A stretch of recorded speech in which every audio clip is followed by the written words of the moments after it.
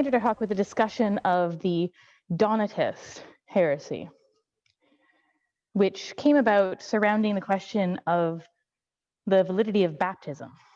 This was following, if you'll recall, the Diocletian persecutions of the 4th century, and it was spurred on by a division that arose during the election of a new bishop of Carthage.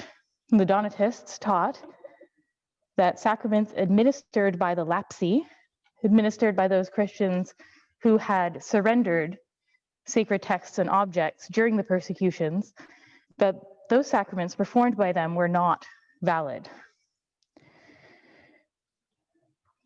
And this extended to baptism. And so among the Donatists, the people who joined their faction, who had been baptized in the Catholic Church, were rebaptized to ensure that the sacrament was performed by one of their own. So in the Middle Ages, there were certain sects that revived this idea of invalid baptisms that had to be redone, had to be replaced with their own. And the first one of these were the followers of a man named Peter of Bruy. This is not Peter of Bruy. This is Peter the Venerable, who is the person who gave us most of what we know about Peter of Bruy. But there are no pictures, no drawings of Peter of Bruy. So the followers of Peter of Bruy were known as the Petrobrusians, and their issue with baptism was that they believed it needed to be preceded by personal faith. And so they rejected infant baptism, which was the practice of the Catholic Church. Now, some of you may be aware, there are currently denominations, non-heretical denominations, that believe this about baptism, that before you can be baptized, you have to assent to the faith. You have to choose the baptism as a rationally thinking person. And so you have to be baptized as an adult, though the definition of an adult starts quite early, like around 11, can be a bit later, depending on the denomination. So this in itself is not a heresy, as far as we're concerned. This was a problem for the Catholic Church at the time, though. And the Petrobrusians, along with infant baptism, also rejected, though, the canonical status of the epistles. They didn't believe that the epistles belonged in the Bible. They really only accepted the Gospels. So they rejected the canonical status of the epistles and of the Old Testament, and they rejected the church. Peter himself, Peter of Bruy, preached violence against priests and monks. He preached the destruction of churches and the desecration and burning of crosses. And since the cross had been the instrument of Christ's death, the Petrobrusians didn't believe that it ought to be an object of veneration. And they set out to destroy them. And this is really what got them in the most trouble. The Catholic Church wasn't happy about their teaching about baptism, but they made themselves a nuisance by going around burning crosses and destroying churches and attacking priests and nuns. They also regarded the faith as personal in such a way that they forbid outward displays of worship. Now, Peter Bruy himself was burned as a heretic, and the sect that he founded lived on for a little while after his death, but not for very long. The Middle Ages also saw a widespread revival of Gnostic sects. In the first session, we talked about the Gnostics, those Gnostic dualists. And these sects, these Gnostic dualist sects that came up in the Middle Ages, seem perhaps to have taken their origin from, or at least closely resembled, one of the ones we talked about, the Manichaeans. Now, among these, there was a group known as the Albigenses.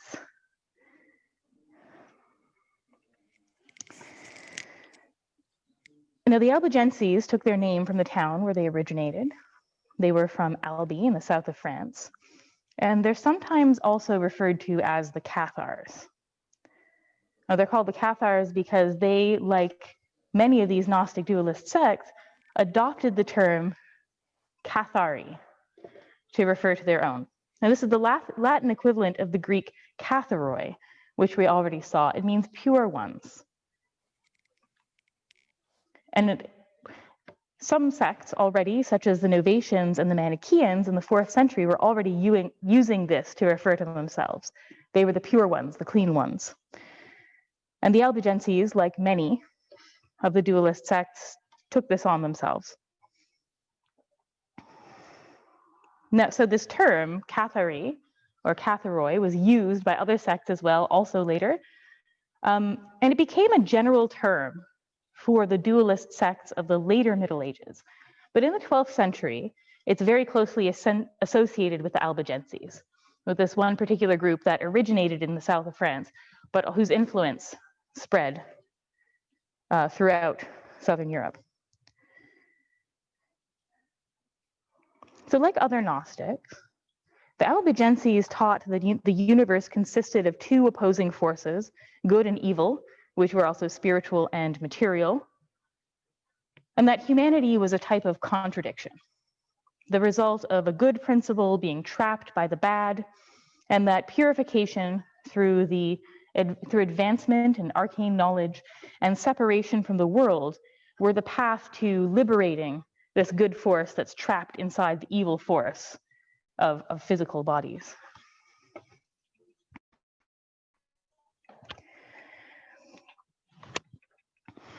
These Gnostic groups, however, were so wildly different from Christianity, just like the Manichaeans before them in the early church, that they can't truly be called heresies. They presented an alternative belief system and sometimes grafted the Christian story into this belief system, into this view of the universe consisting of opposing forces, but they weren't really a false version of Christian doctrine. They were something else altogether. The Albigenses, however, seem to have adopted the form of some of their liturgy from the Catholic Church. They practiced a type of spiritual baptism, which they called consolamentum. And this was only taken on by the elite among them. They were divided into the elect and others, just like the Manichaeans and just like some other groups had been. And only the elect underwent their form of baptism, underwent this consolamentum. Now, what many of them did was simply take a vow to undergo consolamentum before they died. And the reason for this is that this form of initiation, this rite that sort of brought them into full membership in the sect, was thought to be rendered invalid if a person received it and then fell into sin afterwards. And the elect who'd received this lived extremely austere lives. They didn't marry, they didn't participate in the world in any way, they didn't eat any form of meat except for fish, because in the Middle Ages they believed that fish were a vegetable. Because they didn't think that fish came about by sexual reproduction. They sort of saw fish kind of just appearing in the water, and they thought that they were something else, not the same thing as animals. So they didn't count as animals. So the Cathars, as they were known, or the Albigenses, the elect wouldn't eat any form of meat except they would eat fish. And so they thought that if you fell from this, right, your baptism became invalid. In some cases, there are some records of a willingness to repeat the consolamentum, and in other instances, the person was simply entirely out of luck, according to this sect. The other thing they seem to have adopted from Catholic practice was a period of study and preparation before undergoing consolamentum that resembled in many ways the Catholic catechumenate of the time. Now, the Dominican order came out of a response to the influence of the Albigenses. So attempts had been made to convert them to Christianity, which were largely unsuccessful. And then in 1208, the Albigenses killed a papal legate named Pierre de Castelnau. And Pope Innocent III, who had sent him, ordered a crusade against them. And basically they were slaughtered, not entirely. They continued to exist into the 14th century and continued to be persecuted by the church. But Pope Innocent III ordered this crusade against them once they killed the papal legate. And during this time, though, Saint Dominic, and this is who's in this photo, the guy with the halo over here is Saint Dominic. During this time, though, Saint Dominic continued to visit with the Albigenses and continued to try to convert them by gentle persuasion and preaching and by example. And he found relative success where earlier attempts, and of course the violence of the crusade, had failed.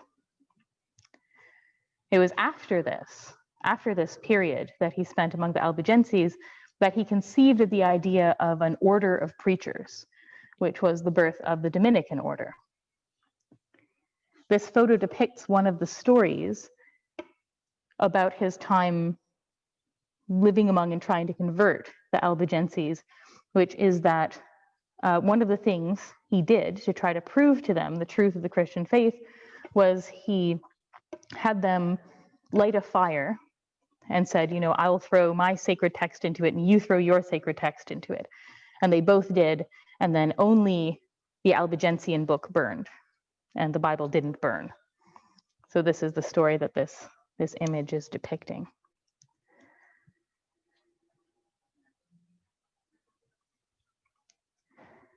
As I said, though, because this was an entirely different religion, what the Albigensians practiced isn't, properly speaking, a form of baptism. It was part of the theological landscape of the time, though. There's another sect that was founded also in the late 12th century that's worth mentioning in connection with this issue of baptism. Now, these are the Waldenses, or the Waldensians. Now, the Waldensian beliefs were declared heretical by the Roman Catholic Church in the late 12th and early 13th centuries. But for us as Anglicans, it's difficult to point to anything in their teaching that is explicitly heretical. And by the 17th century, they came to be viewed by the reformers as forerunners to the Reformation, proto-reformers, if you will, rather than heretics.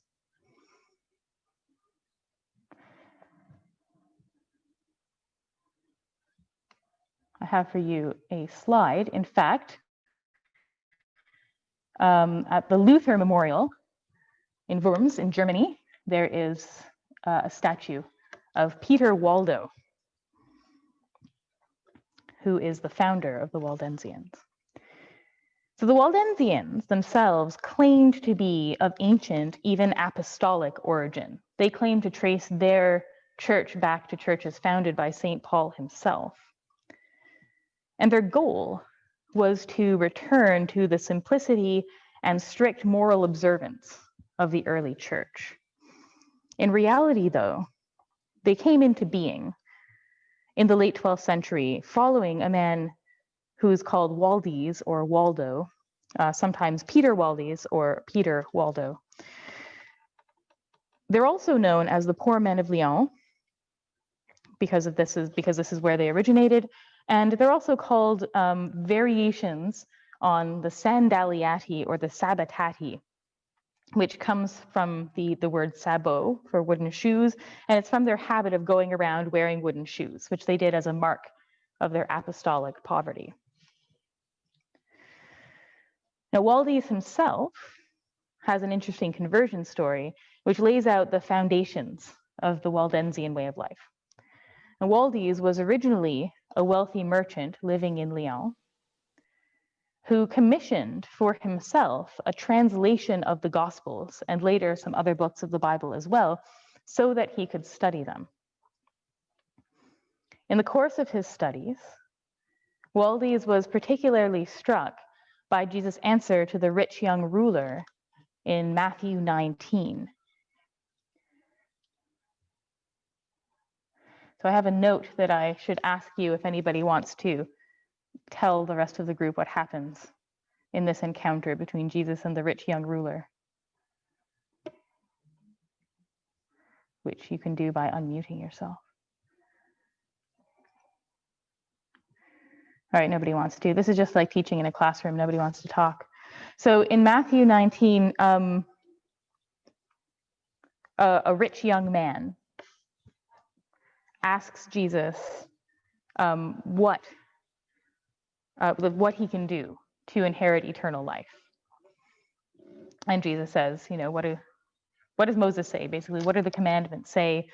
And he lists some of the commandments, the ones that are about our behavior. And the man says, oh, I've done all of that. I do all of that, and I've done it from birth. I've never broken these commandments. And Jesus says, if you want to be perfect, go, sell what you have and give it to the poor, and you will have treasure in heaven, and come, follow me. So this is the commandment he gives to this man. And Waldes was particularly struck by this commandment. And so that's precisely what he did. So he left part of his fortune to his wife. He still took care of the people to whom he had responsibility. He left part of his fortune to his wife. He gave part of it back to the people he'd earned it from as a merchant. He gave part of it to the convent where he left his 2 daughters. And then he gave the rest, which was the greater part of it, to the poor. He himself took a vow of poverty on the Feast of the Assumption in 1176, at which point he also began to gather followers, who likewise took vows of poverty, and they all began preaching in the streets, which is really what got them into trouble. The Waldensians took up a very strict interpretation of the commandments of the Lord in the Gospels. So much so that one of the things they refused to do was to take oaths. They took very seriously an earlier passage from Matthew, which also gets repeated in the Epistle of James, where Jesus tells his disciples, I say to you, do not swear at all, neither by heaven, for it is God's throne, nor by the earth, for it is his footstool, nor by Jerusalem, for it is the city of the great king, nor shall you swear by your head, because you cannot make one hair white or black, but let your yes be yes and your no, no. For whatever is more than these is from the evil one. And the Waldensians took this very seriously and refused, among other things, to swear any sort of oath at all.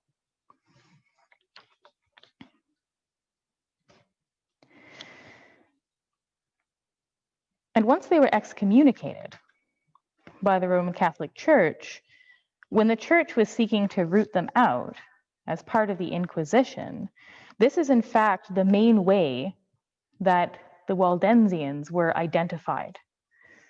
When they came before the Inquisitor, people were required to swear an oath.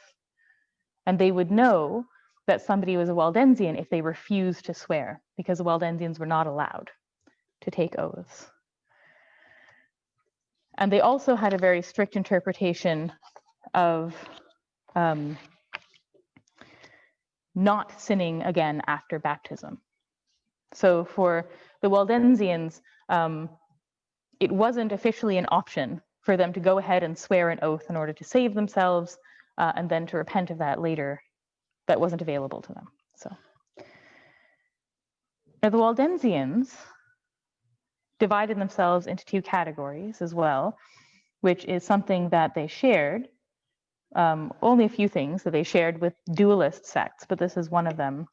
There were the perfect, who lived in extreme poverty, refused to marry or own property. And then there were the friends, who were allowed to do these things, and whose alms went to supporting the perfect.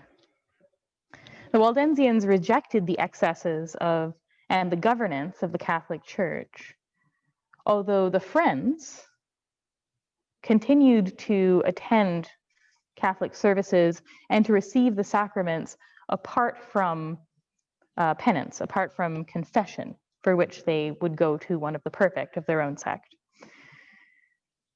The teaching that got them declared heretics by the Catholic Church was mostly their rejection of purgatory and indulgences and prayers for the dead. But this also is why they're regarded as proto-reformers. Now, the Catholic Church tried to get rid of the Waldensians, but it didn't. They survived all the way until the period of the Reformation, where they mostly just merged with various Protestant denominations, particularly the Calvinists. The closest the Waldensians came to teaching something we might recognize as heresy is around the issue of baptism. And this isn't all of them, but some of the more extreme Waldensians seem to have revived something like the Donatist heresy, that they taught that the validity of a person's baptism depended on the worthiness of the person who had performed it. They had this very strong emphasis on personal perfection. And so there were some extremists among the Waldensians who said that baptisms were not valid if the minister who performed them didn't conform to this high standard. It seems, though, it's possible that these extremists among the Waldensians only believed this in theory. They talked about it, but in practice, it looks as though they accepted that people had been baptized, that grace made the baptism valid, even though on paper it shouldn't have been. And that's really the closest they actually get to teaching something we would consider heretical. Now, the reason I'm focusing so much on the question of baptism is that it again becomes a live issue at the time of the Reformation.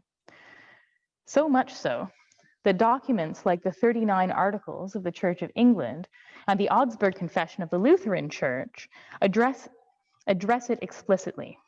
In fact, in the Augsburg Confession, they refer directly to the Donatists and their ilk, the Donatists and those like them. So I'll say a word about the 39 Articles.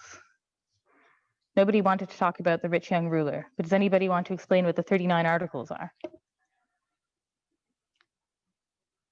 Oh, I can see you talking, Kim, but I can't hear you because you're muted.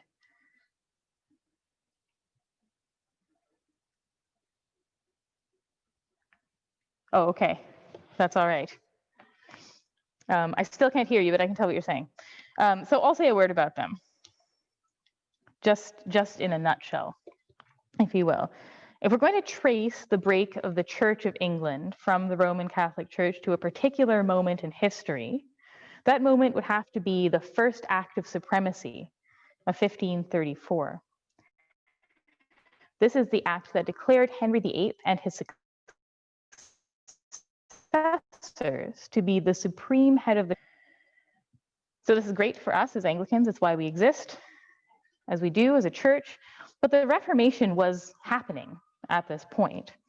The teaching of Luther in Germany and of Calvin in Geneva, which rejected some of the doctrine of the Roman Church as additions and not central to the faith, not the authentic apostolic faith. The fact that this existed is, at least on the theological, if not on the political side of it, the main motivating factor in bringing about this split from the Roman Church. So once the Act of Supremacy had been issued and the church is no longer tied to the Pope, and with the ideas of the mainland reformers circulating also in England, this break created the need for the theology of the Church of England to be defined. It could no longer simply be said that the theology of the church was a theology of the Roman Catholic Church. And so they set about the task of defining it. By 1530, a few years earlier, the then 9-year-old Lutheran Church in Germany had effectively done the same thing. And this year, in 1530, they produced the Augsburg Confession.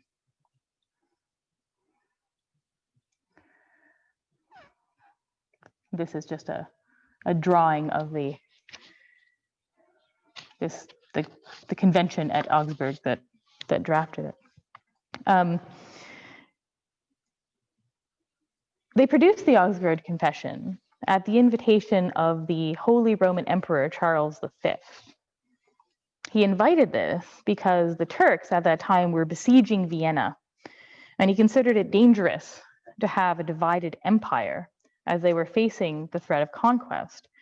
So he invited the leaders of the cities which were Lutheran at that time to present to him what they believed in an attempt to bring about some unity. Now, this attempt to bring about unity didn't actually work because both the Swiss reformers and the Catholics disagreed with it. But in the meantime, it did produce a document which remains to this day the defining theological statement of the Lutheran Church. The Augsburg Confession consists of 28 articles, and I've given you just their titles and a very brief summary of what each one of them states. It consists of 28 articles. The first 21 are theses. They're doctrinal statements, so the chief articles of faith. And then the following 7 articles are corrections of abuses. So they're about proper practice.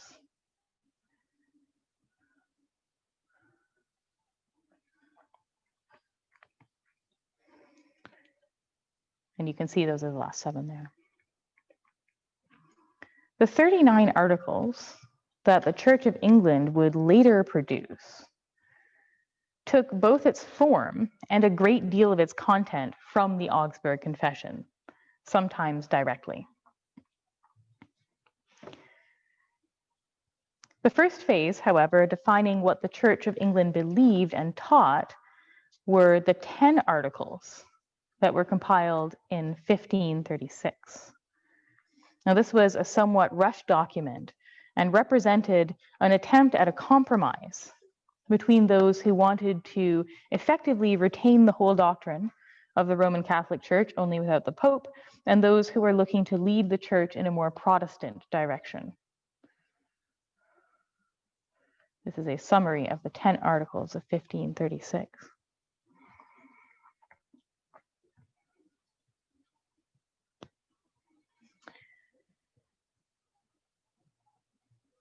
And so this says some things that are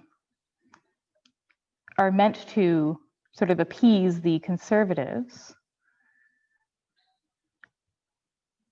and also things that are meant to sort of take up some of the causes of the more Protestant people, such as,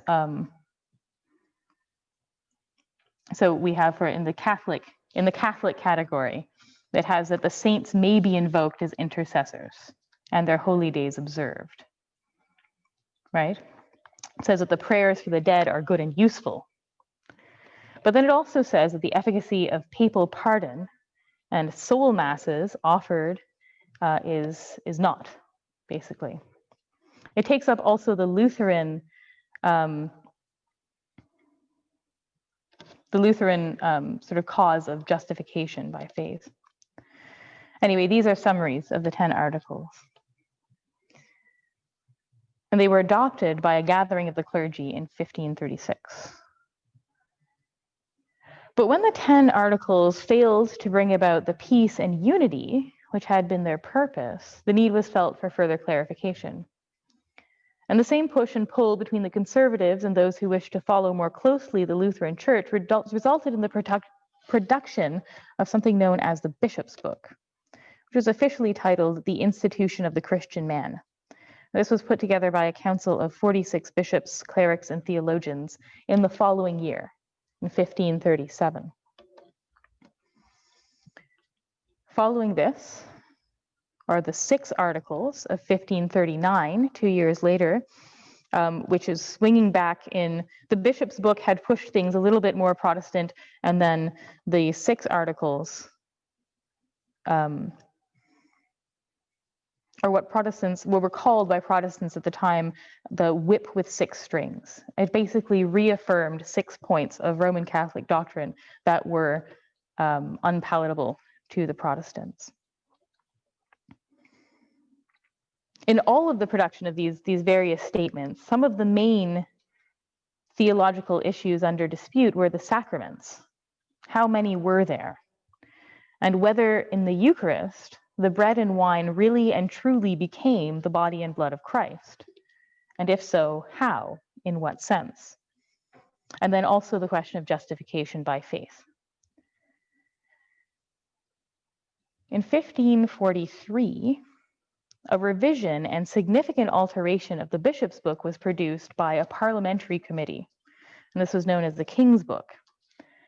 And then finally, in 1553, we get the 42 Articles. These were meant to be the definitive statement now of the Church of England's doctrine. And Thomas Cranmer is the author of much of it. So the 42 Articles were issued, but they were later, 10 years later, they were revised by a convocation of clergy under a later Archbishop of Canterbury, Matthew Parker, and 39 of the 42 Articles were passed and accepted. These then are the 39 Articles that we have today. And if you have a Book of Common Prayer, you can read them beginning on page 698. But here simply is a list of their subjects. Now, I didn't put them side by side because it's an awful lot of text. But if you look at the organization of the 39 Articles, they follow in very significant ways the organization of the Augsburg Confession. The first article of the Augsburg Confession is of God, and it's an affirmation that God is triune. It's an affirmation of the Holy Trinity. And so we have the same thing in the 39 Articles. The first article is of faith in the Holy Trinity, right? And it moves on to Christology, what we believe about Christ. Likewise, the 39 Articles do the same, and it organizes itself in this way right down to how at the later part of the Articles is about proper practice. It's the correction of abuses. Now, there are a lot more of these in the 39 Articles than there are in the Augsburg Confession. So it takes its organization largely from the Augsburg Confession. Cranmer, when he was writing the 42 Articles, used significant parts of it. He was reading this document, and there was influence from people, mostly in mainland Europe, who didn't believe that infant baptism was valid. Their influence was felt enough that this question of whether or not baptism of infants and children is valid made its way into the Augsburg Confession. It's made its way into the original 10 Articles and also into the 39 Articles as we have them today.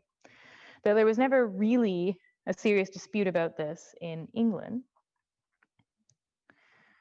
but it was a live issue on the continent.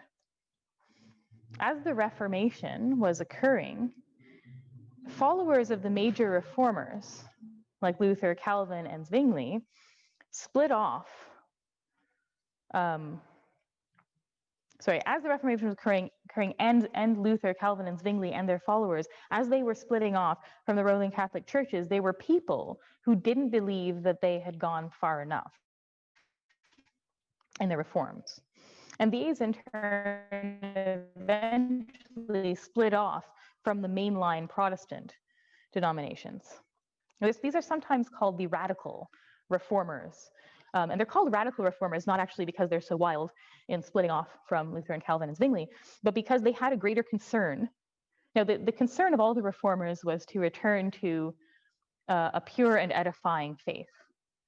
But the radical reformers really were seeking a return to what they believed was the original faith of the very early church in a very specific way, in the same way as the Waldensians were doing.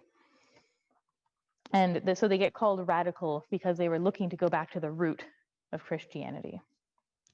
Whereas the major reformers were somewhat more moderate. They saw some place for tradition. So these in turn split off from the mainline Protestant denominations.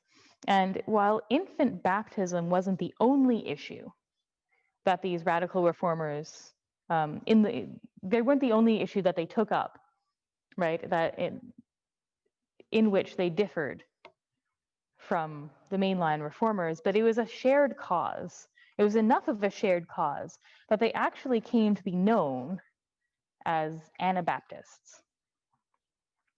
Now, there are currently Christian denominations that grew out of these radical reformer movements that are still called Anabaptists, still call themselves Anabaptists.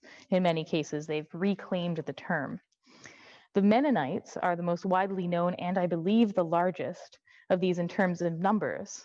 They came out of a particularly peaceful and cooperative branch of the radical reform phenomenon following the teaching of Menno Simons.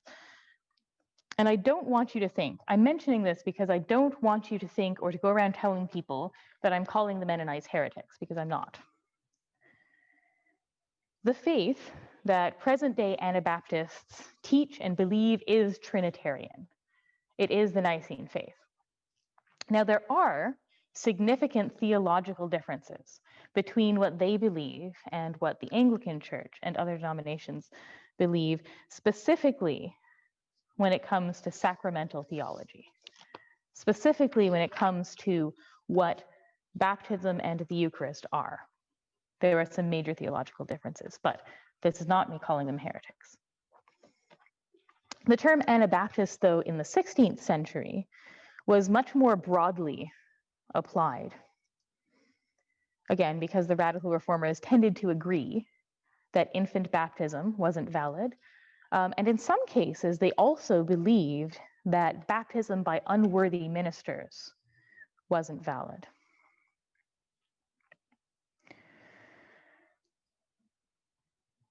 And so they made a practice of rebaptizing people who joined them, people who had already received baptism in the Catholic Church as infants, or perhaps by unworthy ministers, were rebaptized by the Anabaptists once they were old enough to rationally choose the faith and to make the promises themselves. And this, in fact, is what the word Anabaptist means. Ana just being the Greek prefix meaning again. So the again Baptists, the people who baptized again. Now, the teaching of these radical reformers was varied. It had different emphases in different times and places. Some of the general features were, as I said, this belief in baptism, that it had to be entered into voluntarily. And connected to this was a very strong emphasis on personal sanctification.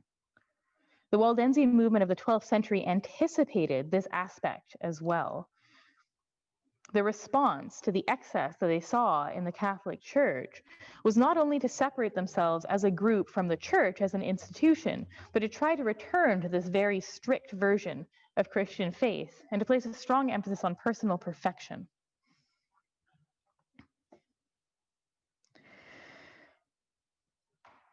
And we hear about disagreements between the radical reformers, between the Anabaptists and the more moderate reformers, the more mainline reformers.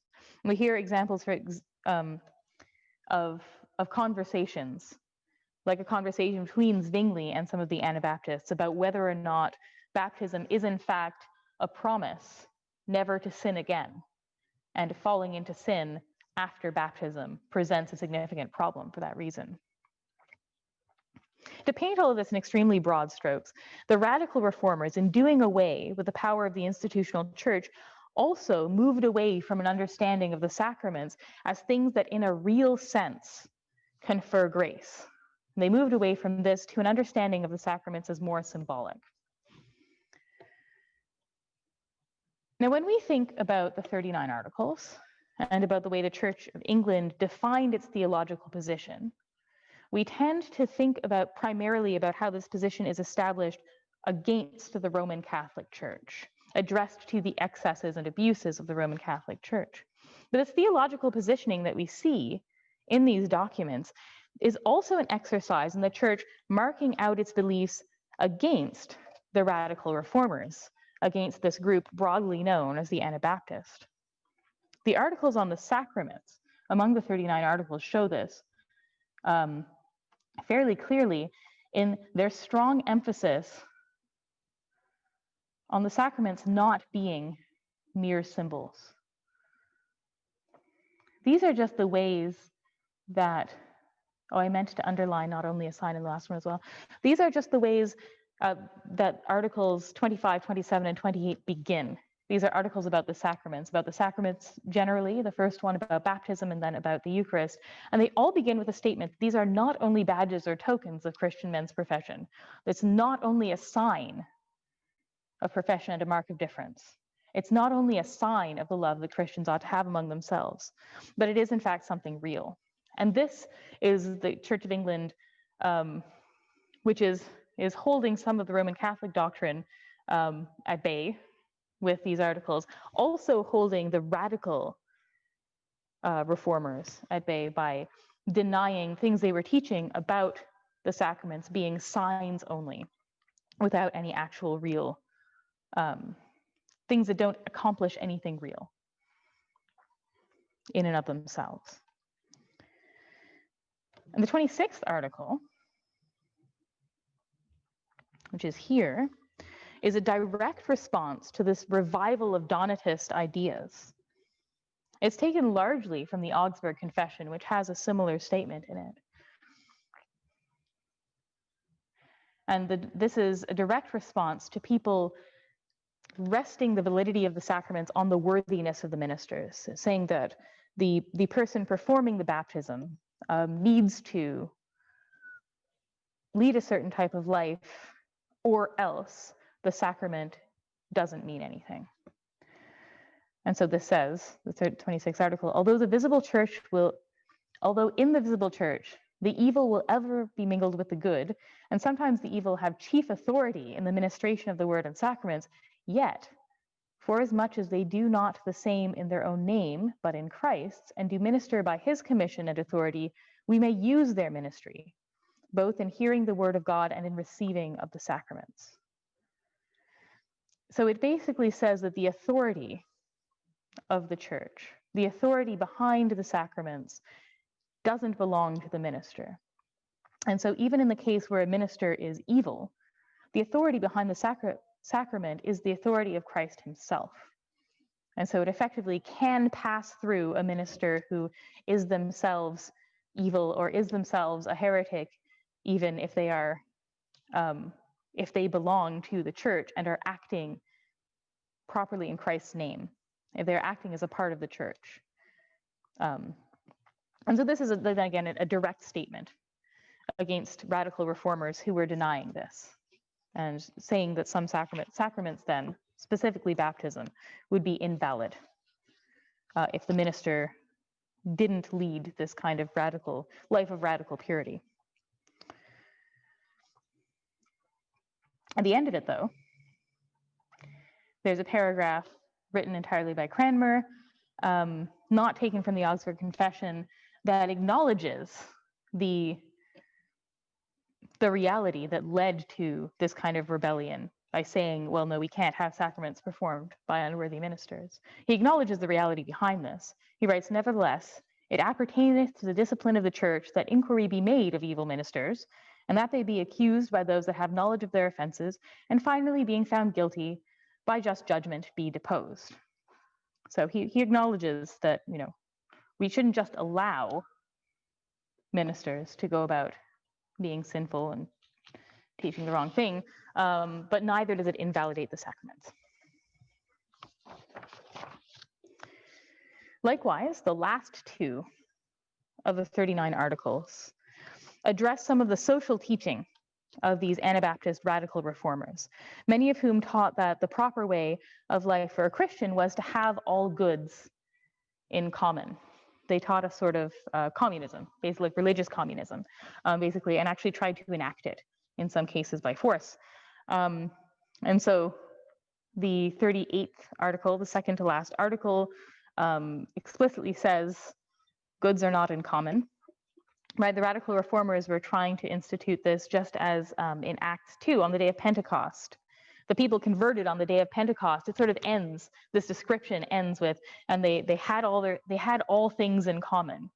That community seems to have been this, what we now see in monastic communities, people who specifically take vows to do this, have everything. There's no personal property, but the property will belong to everyone for common use. And some of the Anabaptist radical reformers were trying to institute this as the only way of life for Christians. And so the 38th article says, no, right? They're not goods, Christian goods aren't automatically common. People can own property, but does say that you should be generous and give alms as you're able. And then the last, the 39th article, again addresses this very specific issue of oath swearing, which the Waldensians anticipated and which was also taken up by these Anabaptist radical reformers, again, because specifically the Lord says don't swear an oath. They took that very literally and would refuse to swear any kind of oath whatsoever. And the 39th article takes a somewhat more moderate approach to this, right? We mustn't swear falsely, but when required to do so, right, you may swear justly and in truth.